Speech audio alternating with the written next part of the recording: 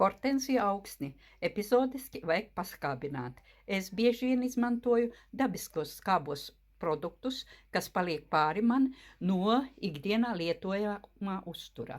Kā viens variants ir paliek pāri sūkalas, kad es veidoju svaigo sieru. Nopērku lētāko kefīru, sasaldēju leduskapī, saldējumā kamerā, pēc tam uzlieku uz sietiņa, lai notek sūkalas. Kad sūkalas paliek pāri, to izmantoju laistīšanai, augsnes skābināšanai, bet tālāk gatavoju mīksto sieru.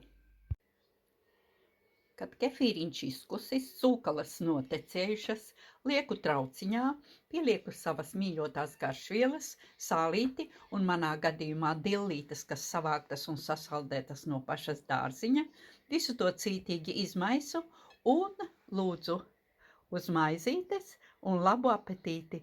Pārpalikumu salieku trauciņā, ielieku leduskapī un ēdu visu nedēļu. Lai veicās!